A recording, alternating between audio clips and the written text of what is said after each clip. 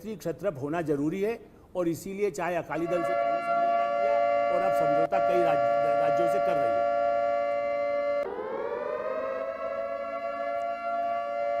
और इस वक्त की ब्रेकिंग न्यूज आपको बता रहे हैं इंडिया न्यूज और डी डायनेमिक्स का सटीक एग्जिट पोल बस अब आपके सामने आने वाला है और एनडीए की सरकार एक बार फिर से बनने का अनुमान है इस एग्जिट पोल के मुताबिक, यानी कि मोदी 3.0 में अकेले बीजेपी को बहुमत का अनुमान ये एग्जिट पोल लगा रहा है। एनडीए की सरकार एक बार फिर से बनने जा रही है, यानी कि थर्ड टाइम एक बार फिर से एनडीए की सरकार होगी सेंटर में, केंद्र में। इस वक्त की ब्रेकिंग न्यूज, बड़ी खबर जिस पल का आपको इंतजार था, आप जानना चाह रहे थे कि देश में अब एक बार फिर से किसकी सरकार बनने जा रही है, वो पल, वो क्षण आ गया है। और इंडिया न्यूज डी डायनेमिक्स ने जो एग्जिट पोल किया है उसके आंकड़े बस अब से चंद सेकंड के बाद मैं आपके सामने रख रहा हूं, लेकिन ट्रेलर अभी से दिखा रहा हूं और ट्रेलर ये कहता है कि एक बार फिर से एनडीए की सरकार बनने का अनुमान है। जो चुनाव हुए 7 चरणों में 7 फेजेस, आज पूरा हुआ 7वां फेज और इस वक्त ब्रेकिंग न्यूज ये है कि एग्जिट पोल ये इशारा कर रहा है साफ तौर पर कि एक बार फिर से केंद्र में, सेंटर में एनडीए की वापसी होने जा रही है। और ये एग्जिट पोल इस बात का भी साफ इशारा कर रहा है कि बीजेपी एक बार फिर से इस स्थिति में होगी कि अपने दम पर अकेले वो मेजॉरिटी के आंकड़े को इजीली पार कर रही है। इस वक्त की ब्रेकिंग न्यूज, जो डेटा है एग्जैक्टली कितनी इंडिया गठबंधन को मिल रही है, कितनी बीजेपी को मिल रही है, कितनी एनडीए को मिल रही है, वो एग्जैक्ट डेटा बस अब से चंद सेकंड में मैं आपके सामने रखने जा रहा हूं। लेकिन इस वक्त जो ट्रेलर है, जो पिक्चर मैं आपको दिखा रहा हूं, वो ये साफ तौर पर इशारा कर रही है कि एक बार फिर से देश में एनडीए की सरकार बनने जा रही है। इंडिया न्यूज और डी डायनेमिक्स का जो एग्जिट पोल है ये इसका सटीक इशारा कर रहा है कि देश में एक बार फिर से एनडीए की वापसी होने जा रही है, एनडीए की सरकार बनने जा रही है। हमने देखा था इन 7 फेजेस के दौरान किस तरीके से पॉलिटिकल लड़ाई हमको देखने को मिली थी, किस तरह के बयानबाजियां देखने को मिली थी, लेकिन अब वो सब पीछे छूट गई हैं क्योंकि अब वक्त आ गया है आंकड़ों का। और चुनाव में सबसे इंपॉर्टेंट, सबसे महत्वपूर्ण आंकड़े होते हैं और जिसके फेवर में आंकड़े होते हैं, जिसके फेवर में मैजिकल फिगर हम जिसको कहते हैं वो होती है, वही चुनाव जीतता है। इस वक्त मैं आपको बस इंतजार कीजिए, मैं डेटा आपके सामने रखने जा रहा हूं और ये डेटा ये कह रहा है 371 एनडीए 371, 371 सीटों पर एनडीए जीत हासिल कर सकती है। 371 सीटें एनडीए के फेवर में जा सकती है। ये एग्जिट पोल इस वक्त हम आपके सामने डेटा रख रहे हैं। इंडिया के फेवर में 125 सीटें, जबकि अदर्स यानी कि जो ना तो इंडिया में है ना एनडीए में है, वो 47 है। तो इस वक्त का सबसे बड़ा फिगर, सबसे बड़ा डेटा मैं आपके सामने रखने जा रहा हूं। 371 एनडीए, इंडिया 125, 125 और अदर्स के फेवर में 47 सीटें जा सकती हैं। ये सभी 543 सीटों का डेटा इस वक्त मैं आपके सामने रख रहा हूं। ये एग्जिट पोल है इंडिया न्यूज और डी डायनेमिक्स का।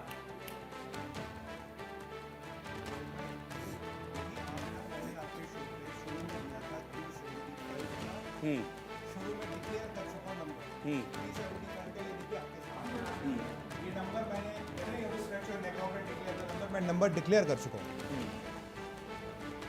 तो देखिए, जो लड़ाई थी 7 चरणों में, बहुत लंबी लड़ाई चली लोकसभा की, हमने भी देखी थी और इस दौरान बहुत सी बयानबाजियां भी देखने को मिली थी, बहुत सारे इश्यूज थे जो बहुत हाईलाइट हुए थे। लेकिन मेजर चीज जो थी वो यही था कि भाई फाइनली जो फिगर्स हैं वो किसके फेवर में रहती हैं, फाइनली जो सरकार है वो कौन बनाता है। और इस वक्त जो आंकड़े मैं आपके सामने रख रहा हूं वो इस चीज को एक क्लियर इशारा दे रहे हैं, स्पष्ट कर रहे हैं कि देश में एक बार फिर से एनडीए की सरकार रिपीट होने जा रही है। 2014 में पहली बार नरेंद्र मोदी के नेतृत्व में सरकार बनी थी, 2019 में फिर एक बड़ी जीत हासिल हुई थी और 2024 में क्या होने जा रहा है उसकी एक पिक्चर अभी मैंने आपके सामने रखी है। इंडिया न्यूज और डी डायनेमिक्स का ये एग्जिट पोल है, जो आंकड़े साफ तौर पर ये इशारा कर रहे हैं कि एनडीए की सरकार एक बार फिर से इस बार रिपीट होगी। फिगर्स में एक बार फिर से आपको बता रहा हूं, 371, 371 सीटों पर एनडीए जीत हासिल कर सकता है। ये एग्जिट पोल इंडिया न्यूज और डी डायनेमिक्स का ये साफ इशारा कर रहा है। 125 सीटों पर एनडीए और 47 सीटों पर, 47 सीट्स पर अदर्स, यानी कि अदर्स में आप ये समझ लीजिए कि जो ना तो एनडीए में है, जो ना इंडिया गठबंधन में है। ये फिगर्स आपके सामने हैं। सुमित, एक रिएक्शन आपका? क्योंकि इसी मुझे लग रहा है इसी पल का शायद देश को इंतजार था, क्योंकि 7 चरणों में हमने देखा कि खूब वोटिंग हुई। हालांकि इस बार वोटिंग को लेकर भी बहुत सारे इफ एंड बट्स थे, कई जगह कम वोटिंग हुई, लेकिन सबको इंतजार था कि फाइनली होने क्या जा रहा है। एक पिक्चर क्लियर हो रही। आप भी शायद कुछ कह रहे थे कि आपका प्रेडिक्शन भी कुछ ऐसा ही था। जी रोहित भाई, सबसे पहले धन्यवाद। ये मैं नंबर आपके शो में 5 बजे आया था, मैंने ये नंबर दिया था।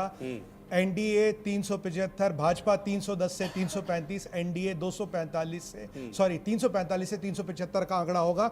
बिल्कुल 371 का आंकड़ा दिया है। जब मैं आता हूं, मैं होवर करके आता हूं और नंबर रखने की क्षमता रखता हूं राष्ट्रीय टीवी पे। मैं मुद्दों की बात नहीं करता। मैंने नंबर दिया था, मेरे को कोई एक्सेस नहीं था आपके एग्जिट पोल का। आप भी जानते हैं मैंने एग्जैक्ट नंबर दिया और वही एग्जैक्ट नंबर आया है। क्योंकि रोहित भाई, ये जो मुद्दों की राजनीति, कर्म की राजनीति को नकार नहीं सकती। जो धरातल पे काम हुआ, जो करोड़ों लोगों का काम हुआ, आप मुद्दा कितना बड़ा लाइए, कितना भुनाइए, पर जो कर्म धरती पे हुआ, जो करोड़ों लोगों को बेनिफिट हुआ, वो आपको इलेक्शन में दिखेगा। आप संशोधन की बात करें, संविधान की बात करें, इनकम रिडिस्ट्रीब्यूशन की बात करें, हिंदुओं को तोड़ के जातिगत जनगणना की बात करें, पर ये जो आंकड़ा है ना, ये जो आंकड़ा है, ये आंकड़ा वो एग्जिट पोल से मिला, इसके लिए बधाई आपको। एक आंकड़े मिल गए, सुनिए उसके लिए मुझे बधाई दे देता हूं। राहुल जी मुझे थोड़ा टैली बताने दीजिए सुमित भाई, 1 मिनट, क्योंकि मैं साथ को बता दूं आपको कि एक तो जो मेजर आंकड़ा है, जो फाइनल आंकड़ा, वो तो मैं रख ही रहा हूं। आप नीचे देख पाएंगे कि क्या फाइनल फिगर है निकलकर। लेकिन ये भी लोगों के बीच में इस बात का कौतूहल होगा कि भाई मेरे इलाके से क्या, मेरे जोन से कितना, तो जोन वाइज भी आंकड़े रख रहा हूं। अगर आप टीवी के साइड में देखेंगे तो जो साइड में टैली चल रही है वो आपको जोन वाइज आंकड़े भी बताती रहेगी। उसको भी टैली कर सकते हैं कि साउथ जोन में कितना है, वेस्ट जोन में कितना है, ईस्ट जोन में कितना है। एक एक करके वो डेटा भी मैं आपके सामने रखता रहूंगा। लेकिन जोन वाइज अगर आप चेक करना चाहते हैं तो टेलीविजन में जो साइड वाली टैली है उसको देखते रहिए, और जो मेजर डेटा है, ओवरऑल कंसोलिडेट डेटा है, वो तो नीचे चल ही रहा है। अब बोल लीजिए राहुल, आप क्या कह रहे थे इस डेटा पर, क्योंकि बहुत सारी फिगर्स आई। अखिलेश यादव ने कहा 140, अगर बहुत ज्यादा खींच लोगे तो 140 से ज्यादा नहीं मिलेंगी एनडीए को सीट। फिर 180 सीट राहुल गांधी ने कहा कि अगर ईवीएम में भी कुछ हो जाए, यहां भी कुछ हो जाए, वहां भी कुछ हो जाए, तब 180 सीट। अरविंद केजरीवाल का आंकड़ा था 225 सीट। ये सब मैं इंडिया अलायंस के लोगों के नाम बता रहा हूं, लेकिन यहां कहानी उल्टी दिख रही। नहीं, देखिए 371 का जो आंकड़ा है, तब तो फिर इस आंकड़े के हिसाब से ये मानना पड़ेगा कि 2019 के तुलना में फिर एक बेहतर प्रदर्शन जो है कि ये सरकार कर रही है।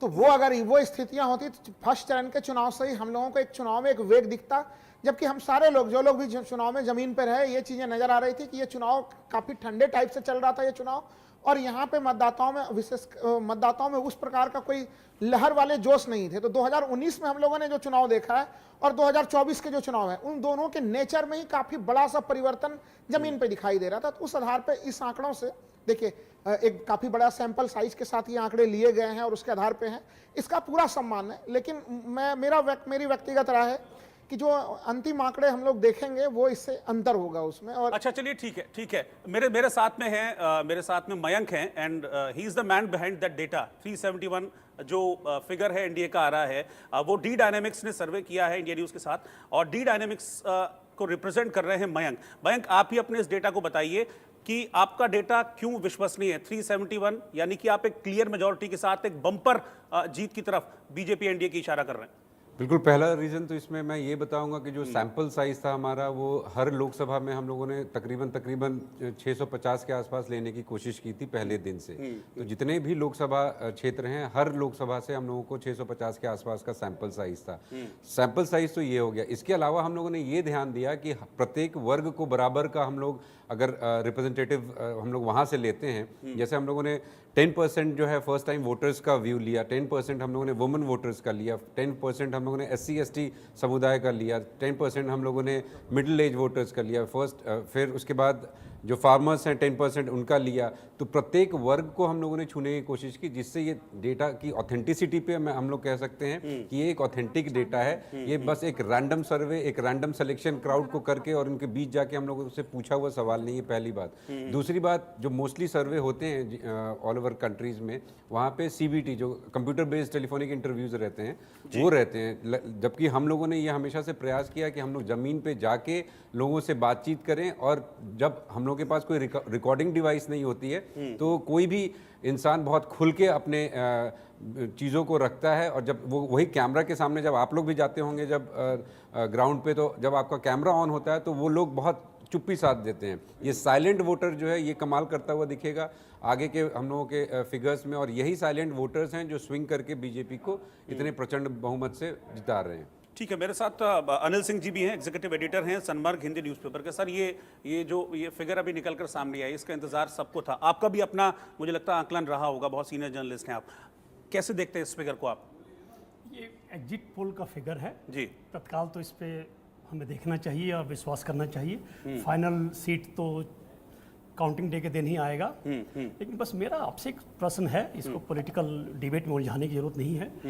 अगर ये फिगर है, अगर कोई लहर है, मोदी सबसे बड़ा ब्रांड है दुनिया का, बीजेपी दुनिया की सबसे बड़ी पार्टी है, ठीक है, सबसे बड़ा संगठन है, सब कुछ है, इसके बावजूद भी मछली, मटन, मंगलसूत्र, गाय, भैंस, ये सब क्यों किया गया? क्या कोई जवाब पंकज बोहरा जी देना चाहेंगे इसका?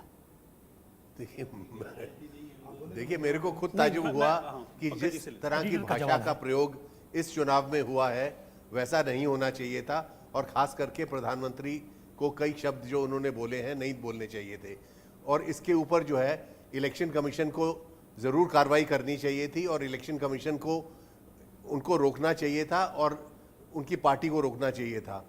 अब जो है कि इसके बारे में आगे तो मैं कुछ कह नहीं सकता, लेकिन इस चुनाव में जिस तरह की डिवाइसिव पॉलिटिक्स सामने आई है और जिस तरह से हेट स्पीचेस हुई हैं, ये जो है ये हमारे लोकतंत्र को, हमारी जमहूरियत को शोभा नहीं देता। इसके ऊपर कोई दो राय नहीं हो सकती। बीजेपी के समर्थक भी जो हैं वो भी इस चीज़ का बेताजुब कर रहे थे कि किस तरह की भाषा उनका प्रधानमंत्री बोल रहा है।